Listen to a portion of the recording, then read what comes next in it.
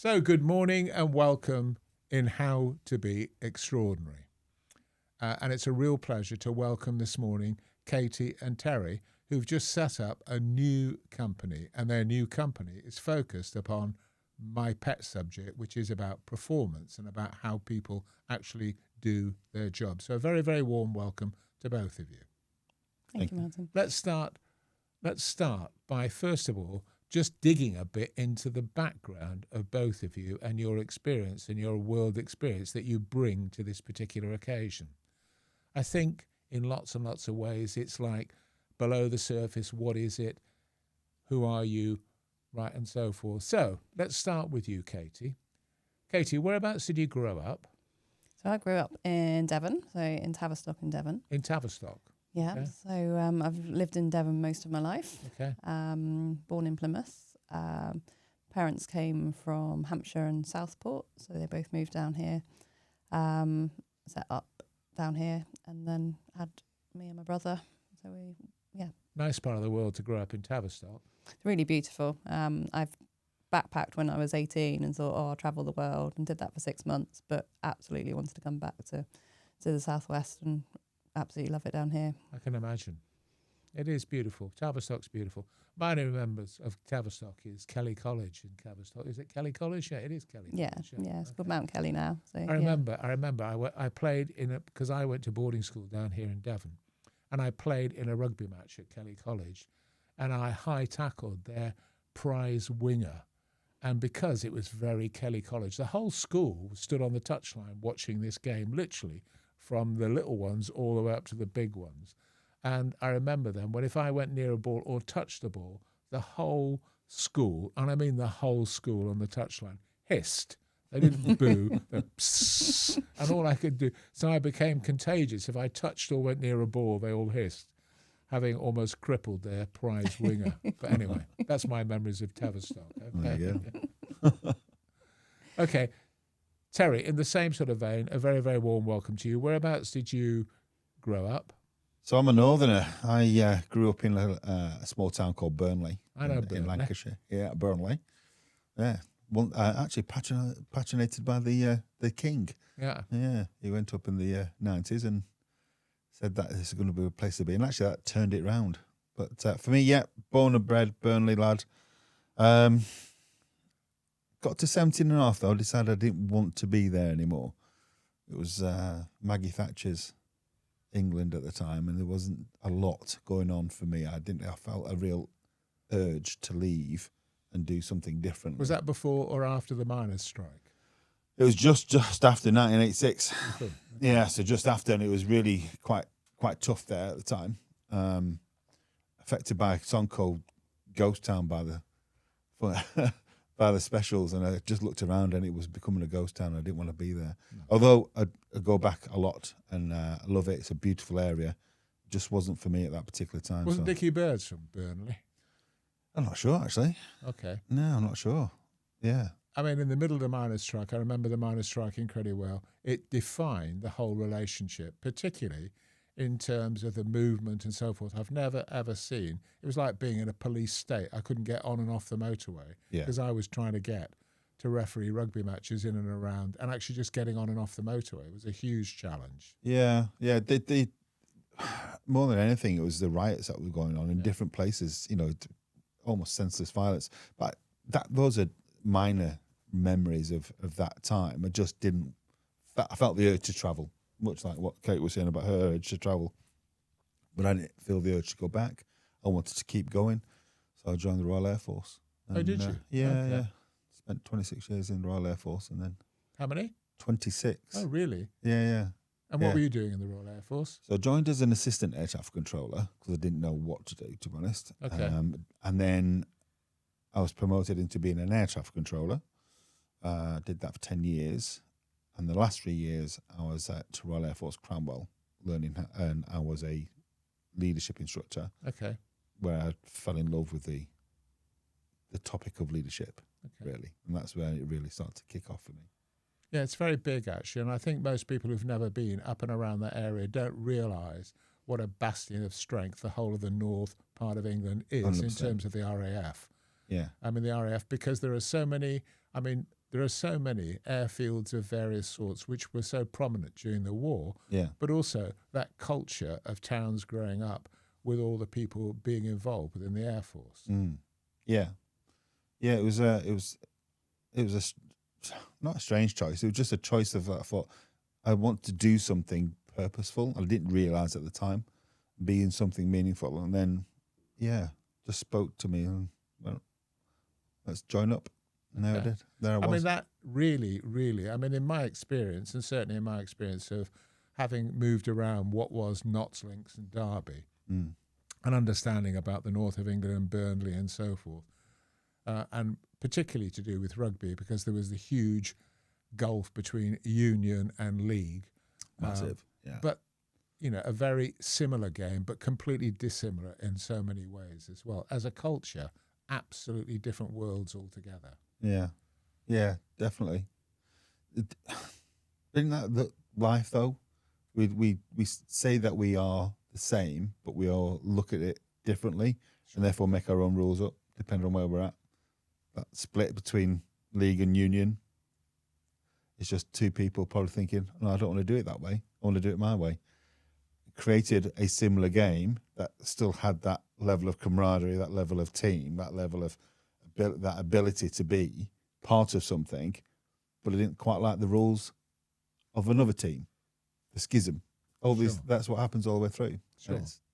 I think the interesting thing is that it, more than anything else, defines the background and the growth, and particularly the culture that influenced both rugby union, which was very elitist, public school boyish and based around grammar schools and so forth, against what was rugby league, which was based around working class support. That's it. And also that division was very, very obvious to most people. Yeah.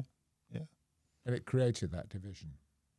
And ironically, it was the league that went professional first. Correct. Yeah. Because of the working class need to earn money rather than it being more of a... You would laugh and you would smile, Terry, because you're one of the few people who'd understand. I went and actually ran a session with all the top referees within the rugby league fraternity. And at the end of it, they didn't know who I was. I was actually refereeing for the RFU. And so at the end of it, I put on my RFU jumper.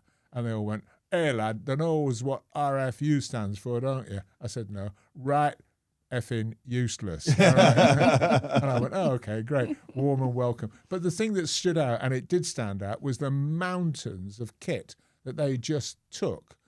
We never got anything at all in the RFU, nothing at all. There was no kit, nothing at all. Yeah. And in fact, the difference between what was then beginning to be very professional and the relationship with the referees and also the players was a schism. It really was huge difference. Yeah. Huge. Yeah. So for me, as a personal experience, I remember that incredibly well. Yeah. So back to Katie. Katie, you're in Tavistock. And very much a market town and very much people coming into Tavistock. And when you look at it on a map, it's not a surprise, is it? Because all the roads go in and then you go over the moors. I mean, I used to love the journey, having lived over on this side for quite a long time, the journey over to Tavistock, because it's beautiful over the top of the moors. And I don't think sometimes, until you start to climb out of Tavistock, people realise just how fundamentally different it is between Tavistock and any other parts. It really is. And the market in Tavistock is beautiful, absolutely incredible. One of the few places that I've been and kind of envied and thought we ought to recreate that, because you could buy anything within the market. So tell me, so you're at school, you leave school.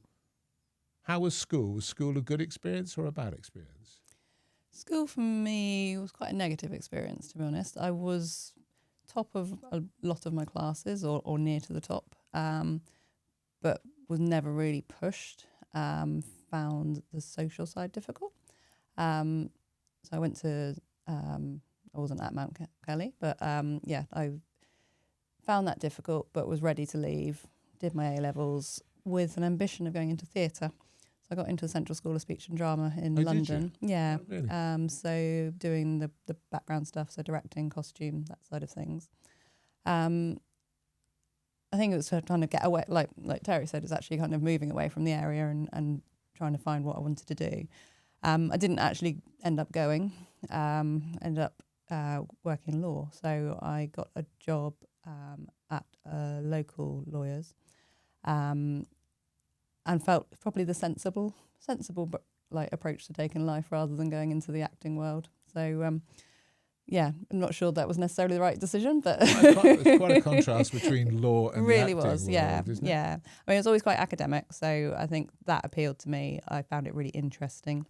I quickly progressed in my first job, so I was running a team of people, even at 18. So I really. What sort of law were you doing? That was property at that point. Okay. So a lot of it was a property lawyers that mainly did that and probate. So I worked there for a couple of years, but also did my law degree part time with the Open University at the back in the background, basically. Very sad, actually. I often say this to people, and it's although the memories are seared and they're very, very strong, isn't it sad that school disappoints so many people? The school experience disappoints so many people because even, in the modesty, you kind of said you did quite well. I don't think you did quite well. You must have done quite exceptionally, particularly to be managing a team at 18 in a law firm, and you must have been academically very, very capable. But somehow school never, ever looked after that and really, really developed it or reached anywhere close to your full potential. No, I think there was a group of us that were doing quite well, but I think the school were very good at supporting certain elements or groups of people.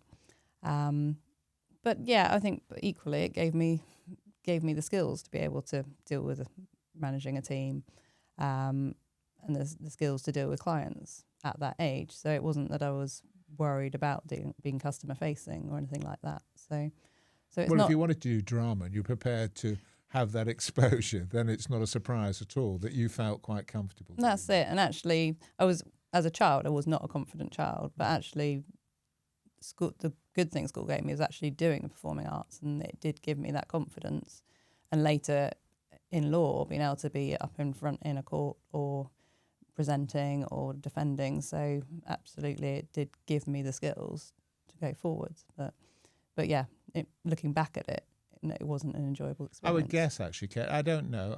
My brother's a lawyer, but I would guess that you have then the ability to get inside somebody else's head and begin to understand and appreciate how they might be thinking and how they might react to certain situations. That's it. I think absolutely you don't have an opinion when you go into it. You listen, you understand somebody, you think about the different ways they're thinking, but also the different options.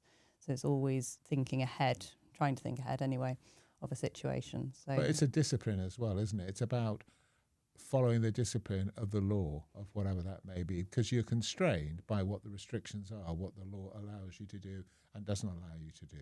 You absolutely are, but it's applying people's personal situation to that and looking at the best options through the constraints of the law. So I think that's what I enjoyed, really. It was actually making it work for people. And yes, you're restricted by it, but actually what is the best way to get through the process of the law for people's personal situations. So switching back to you, Terry, can I just ask you, in terms of you and school, how was school for you? Different experience. My secondary school was a pretty good one, actually. I was pretty well liked. Academically, top of my game. I had a bit of a blip with English, ironically. They put me down to set 2, and that really fired me up. I wasn't happy. So within 3 months, I was back up to set 1 and did really well, actually. I was okay, yeah. I had some really good teachers who were able to bring, especially my last 2 years, subjects to life. And that really helped because you choose. Remember any of them by their name? Mr. Holsworth, I think, or more than anything. He read. I remember who we did. I think it was we did years 1 to 5 in secondary, so it was a 4th. Sorry, it's a word I understand. Yeah, we all understand that. But he read out the first page of The Hobbit in his first assembly, and he said, "This is the best piece of literature, descriptive literature you'll ever read." And that stuck with me ever since, about actually how to capture someone's attention really quickly and hold it. And that was, that was a moment. I still remember it vividly. And that's really fired me up from there on. It's about how do you capture someone's attention? I suppose, so for school, I did okay. The only reason, but I'd had enough learning by the end of that. So I went to college. I was doing law, history and economics, doing as A levels, and I just had, I'm done with learning for a bit. I want to get out there and experience. So yeah, so school was okay. School was okay. It was a safe place. It was a good place. So we'll give a bit of a shout out for Mr. Holdsworth. If that's his name, and I can't really remember it. It's 50 years since, 40 years since I last saw him. But isn't it interesting how a single moment defined so much for you? It grounds you in an incredible way. Absolutely. I mean, I fell in love with Tolkien from that moment onwards. Right. And that, and the art of storytelling has always been strong. It's an important part of life, that if you're able to tell a story. That bit of handling the narrative has become so significant now. Yeah, 100%. And I'm sure in terms of what your work involves now, being able to understand the story, being able to piece the bits together of the story is a critical part. I think that's the key element. If we go back to the Hobbit front page, it created a perception of the world that you wanted to be in, the way he spoke it. Now, that perception might be completely differently deciphered by Katie and yourself, but my world in that moment is a place I thought, right, that's a place I want to know more about, I'm curious about, I want to read more. And if you can do that with the story, if you get people to wanting to understand you and want to be curious about you and want to create where your thinking is and how to get to understand that, then yes, that's exactly what the work's two all things about. I'd say to you. First of all, as an ex-English teacher, I'm delighted to hear that somebody managed to make such an incredible impression, right? I wouldn't necessarily myself actually use The Hobbit as being defining, but it can define all sorts of people in different situations. And I remember when I was teaching English, my absolute favourite, and I've harked back to it several times during these conversations, was Kes in terms of... Right. And the guy who wrote it, actually came to our school and spent a week at our school. He was doing an extended year for his degree, and he sat and wrote Kes literally in an exercise book. Do you remember those things that had lines on them? And he actually hand wrote the whole thing in pencil in an exercise book. I mean, the discipline that went with it. And he was a fascinating character, an absolutely fascinating character. And my school days were all about, I had class full of Kes, full of, Billy and so forth and all the rest of it. And that actually happened all the way through. So we all do get defined by a narrative. I think that it was the opening page more than anything about how to capture someone.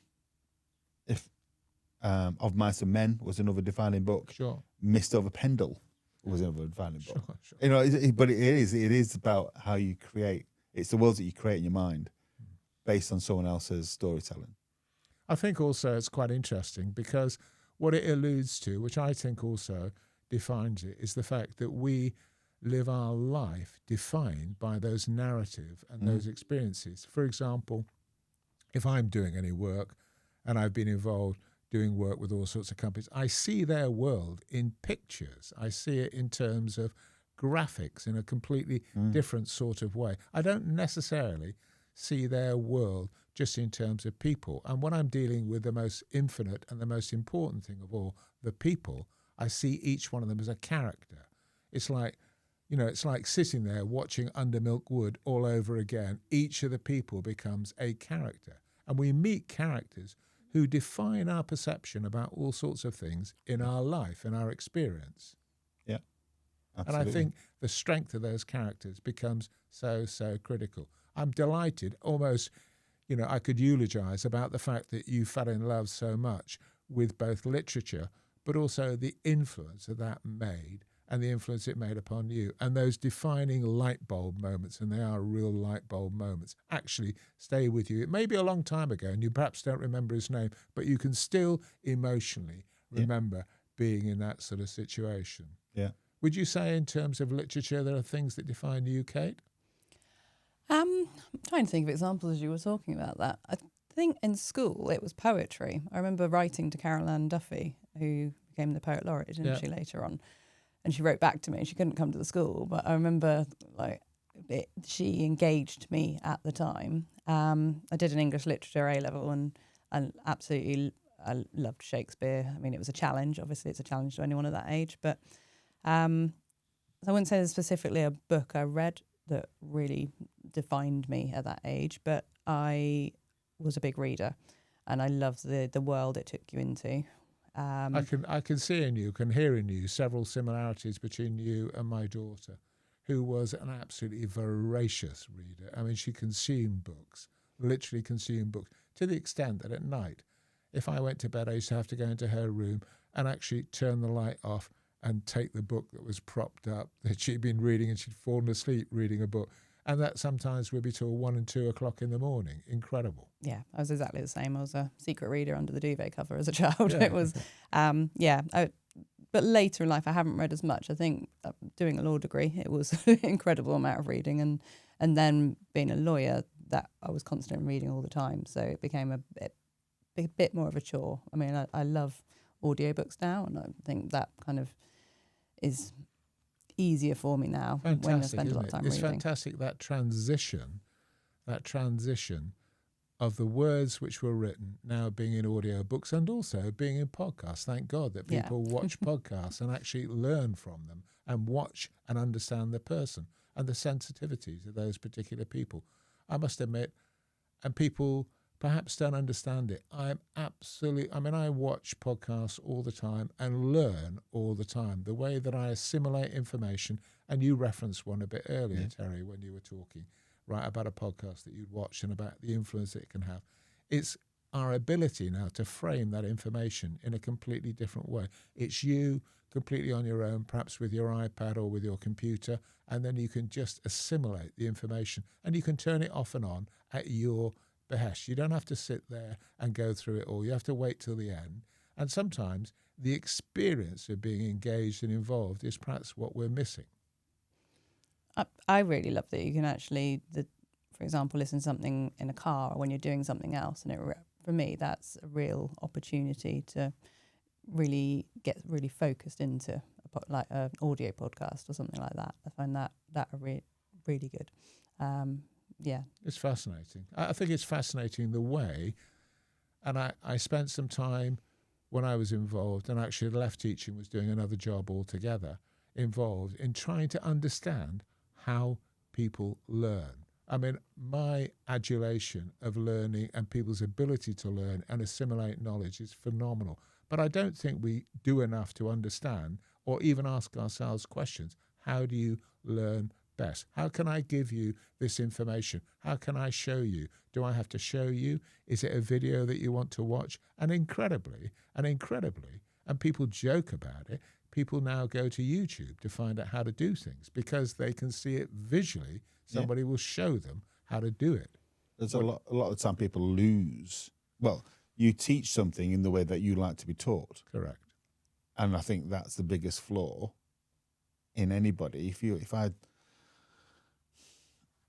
If I just taught someone, I said, right, this is how I like to be shown stuff. I'm a visual learner. I'm also quite kinesthetic, so I need to be pragmatic. Show me something, I'm going to be able to do it.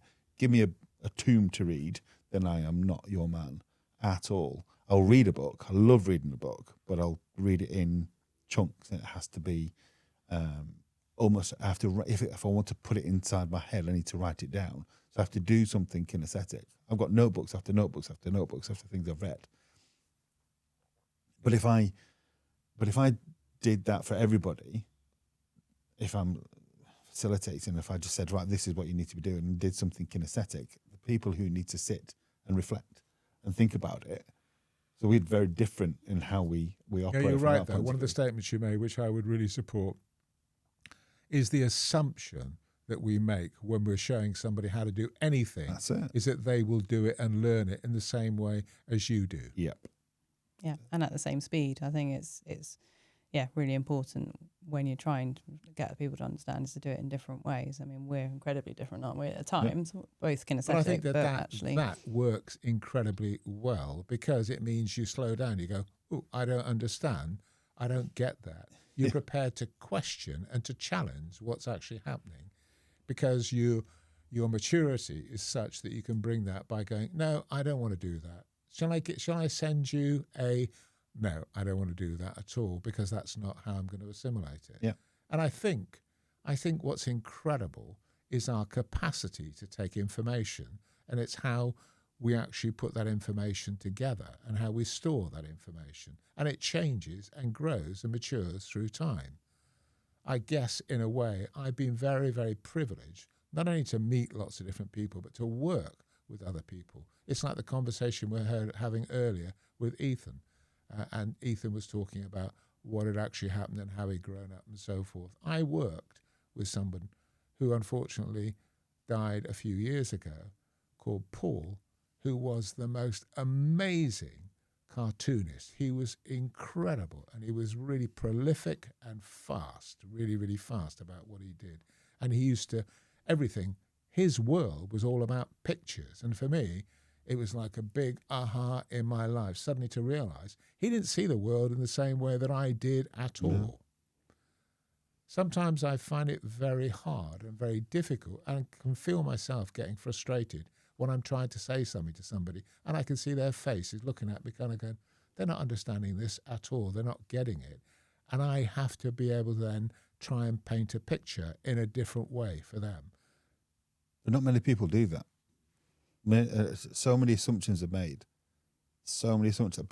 I'm a big fan of looking into perception. I've had plenty of arguments because I've just stuck to my view of the world and the other person stuck to their view of the world.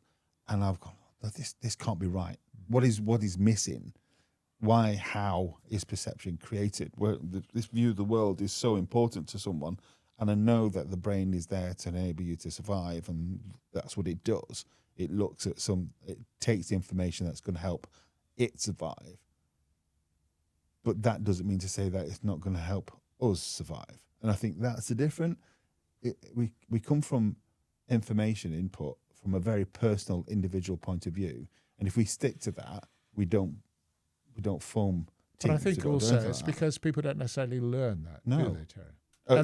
Well, I'm saying that I'm 57 now, and it took me 40 years to learn something of that ilk and continue to learn about it. Okay, but I think also it's quite interesting, even a little piece that I pick up as cues in conversation. Even Ethan turned around when we were talking about how we need to set the room up and so forth. He said, I'll draw a little plan with little stick insects, stick creatures or whatever it was. And that's, he has to actually put that into a visual model. And understand, he will come back with this piece of paper and that's how we will work it through about what we actually need to do. Yeah, I was all with him as well when he said that. Good man. That's how I'd like to see it. Where am I going to be sat? How is it going to be done? Yeah, 100%. Sure. Yeah. But I also think actually, and it's sad, and let's dwell on this for a moment, because one of the things that's difficult are the blocks that people experience. And sometimes in conversations, and particularly it must be, if you're dealing with some of the things that you have done in your lives, particularly to do with law and also then to do with leadership, that people have blocks and we don't get them over those blocks, or they don't understand how to work around those particular blocks. I think innately we behave in a particular way. We are, stimulus and response, and it's very difficult to break that sometimes for a lot of people. For me, the blocks are, I can't move past that, because if I move past that, it's too big a risk. And that risk for me is going to harm me in some way. Either harm the relationship that we're doing, harm me in the fact that if I go that way, I might not be able to do it, so therefore I won't do it. So it's all internal blocks. There's no physical blockage to anything. It's just they don't see themselves being able to do it. And therefore, and if that's strong enough, if that feeling is strong enough, people won't do it. They won't change. They won't do anything. They'll say, oh, I can't get around that. I can't speak. Have you done this task? No. Why? Oh, I need to speak to that person. Well, have you spoken to that person? No, they've not been available. Have you asked? Have you confirmed? No, they're just not available. And it's not. It's just a personal blocker. Have they gone up to that person and said, I've got a really important task that I need to get past you, and I need your permissions to do this and all that kind of. No, because that person might be a rank above them, or they might not particularly like that person, or something. They'll create a block not to do the job, for example. But I also think it's also quite interesting, because we'll expand this out, because I'm sure you experience this in lots and lots of ways in terms of performance, because I hear people constantly use the word. It's become part of a normal conversation. People talk about mindset without really understanding or really appreciating what it actually means, but also respecting the fact that some people have such blocks and such fears about doing things that it brings them to a standstill. They can't do anything about it. I don't know. I mean, it was brought home to me watching somebody who was petrified, and I mean petrified, of swimming in a swimming pool with their hands gripping the rail and kind of going, I'm not letting go because I'm going to drown. And they wouldn't let go either. Yeah. You could almost try and prise their fingers away. They still would resist at every single opportunity. And that resistance is really, really hard to kind of overcome or work around. And the logic and the way that you approach it has to be entirely different. And I would imagine, and I don't know because I've never done what you do, but when you are involved, particularly because you now run a company which is involved in coaching and about performance, you will come across that swimmer who's there who doesn't want to change and doesn't want to do anything differently, because change is incredibly threatening. It absolutely is. I think that's a lot of the time when we work with people, you do find that actually we've done it this way, so we're not going to change. Because it's scary. Because actually some people don't want to be wrong as well. They've set in that this is the way we do it. This is what we want to do. We're not going to change that. Because that's actually got to accept some form of responsibility then, whether it's as a leader or as the employee. But actually, if we are going to change things, the way I've been doing it isn't wrong. And then that goes back to the perception side of things. It really is, it can be a real blocker to leaders. I think the biggest thing, and you raised the topic of change, and we'll come back to change a bit later and expand about change, because I think it's so, so important, is I used to deal with highly disruptive kids. And the lesson I would give to everybody about anybody, whether they're disruptive within a work situation or any level, is until you change, they're not going to change. It's Batari's box. So Batari's box says, my attitude affects my behaviour affects your attitude affects your behaviour affects my attitude. If you look at that, so I could say something, and my attitude could be, oh, I can't be bothered with this podcast. All right, so my behaviour will be, get on with it, Martin. That'll affect how dare he disregard my podcast, and then you could ask more pointed questions, and also, here we go again, and all of a sudden the spiral goes down. If someone doesn't come in with, if you say, I feel from Terry's behaviour, he doesn't feel as if he's enjoying this podcast, what do I need to do differently so he can engage with it? Then you change the spiral. The spiral goes up. The conversation goes up because you've decided to make that decision. And when you don't decide to make that decision, if you follow the downward spiral, you will just get worse. But you're very good, Terry, at giving clues.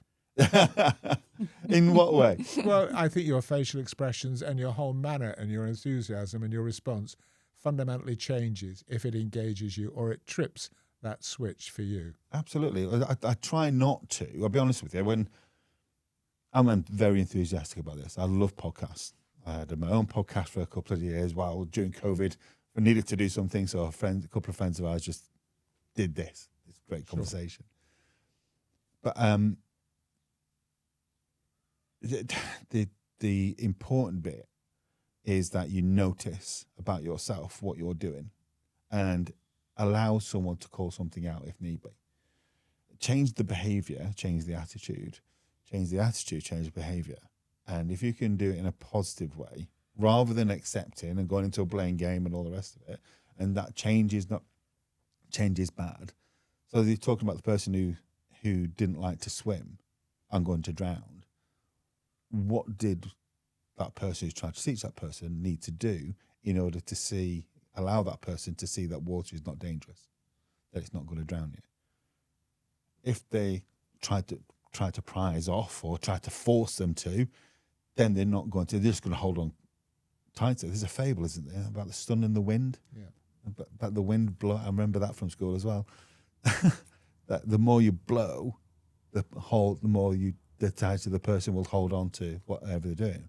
But if you bring the sunshine, bring the warmth, that person will start to let go of that cloak. And then I think it's interesting, actually, because I think we can all reflect and we need to go back and look at what those markers are, and hence the conversation with both of you about what your growth and world experience has been, because some of those milestones are so critical in your life in the way that they influence and affect your behaviour so much later. So last night I went to watch the biopic with Michael Jackson, which I have to say I thought was stunning. Absolutely stunning. But I'm going to tell you both that the whole experience was completely triggered for me by the beginning, because the first bit was all about the Jackson 5 and growing up and his dad abusing him when he was about 5 years old by beating him with a belt. He takes his belt off and beats him with it and so forth. It triggered for me emotions that I could feel so strongly about, which actually stayed with me. And emotionally, I can feel myself feeling sick, right, at the situation. Although it didn't deal with the big elephant in the room, which was obviously about the abuse or child abuse and so forth, which actually the big criticism was it was just a fun kind of thing. But the abuse of that small child really, really triggered me, because it took me back to situations that I was involved in.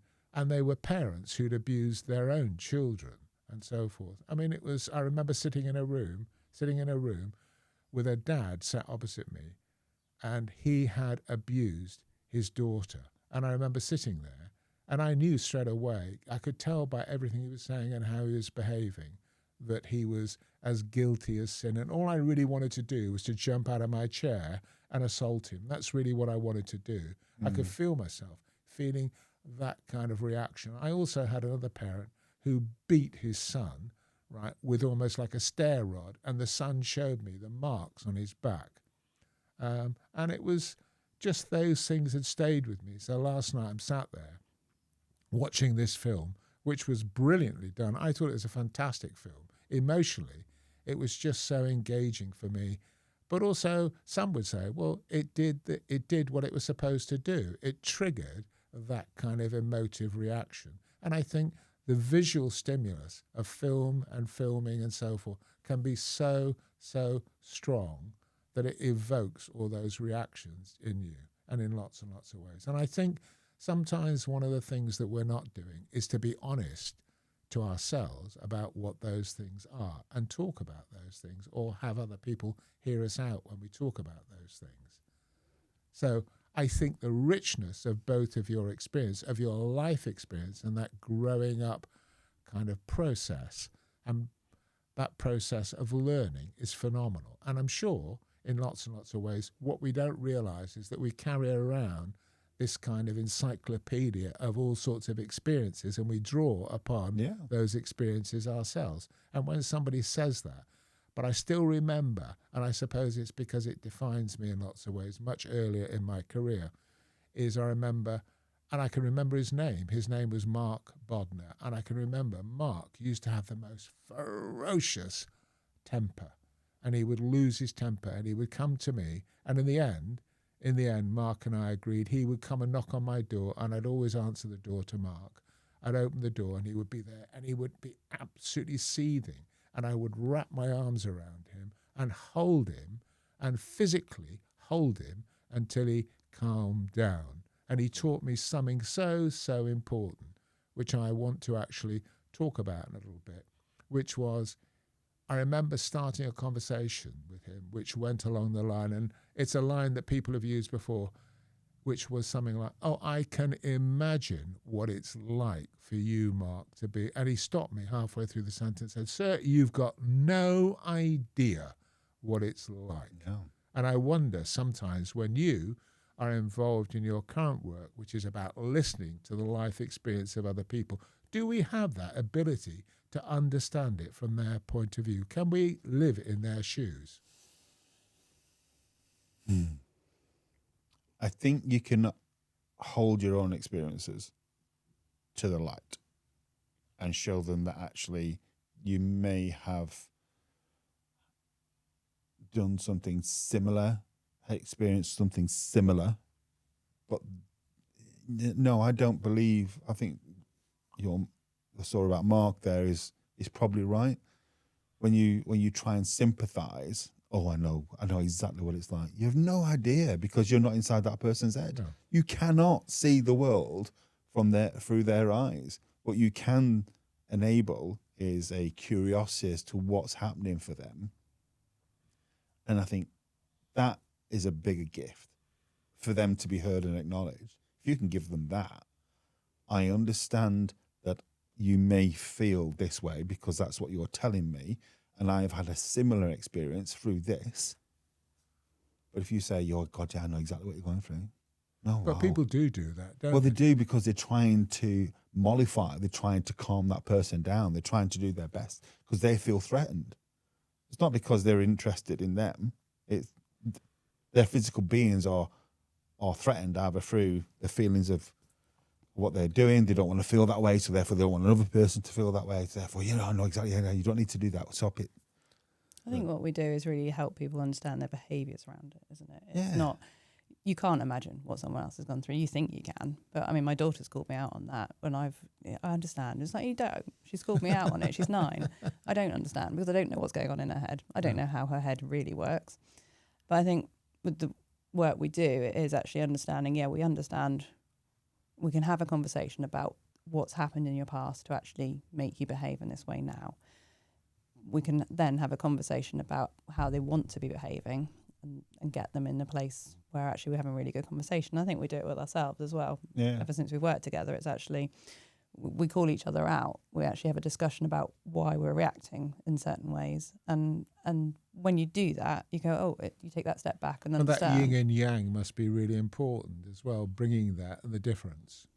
Really is. I think we come come from very different angles sometimes. But I think actually it really works when we work together with people. We'll probably lift the lid on that a little bit when we come back, but I think we're going to have a break at this stage because I want to lift the lid on that, because if I make the statement before we actually have the break to turn around to you and say, actually, I think, and I'm going to be accused of being sexist, but men think very, very differently to women, and women are wired in a different way and think differently to men, and we never ever appreciate that enough, I don't think. And I'd like to get back into that after we come back from a break. Okay?